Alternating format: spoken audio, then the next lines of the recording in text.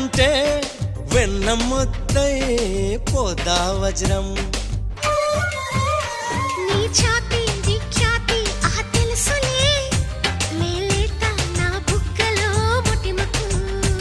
నీ నడుము హరివిల్లు కవలలు అని ఆకాశం దిగి వచ్చి పలికిందిలే.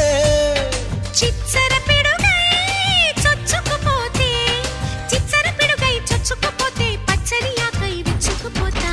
తను నా నెమలి కన్నోడా నా నమిలే చూపోడా.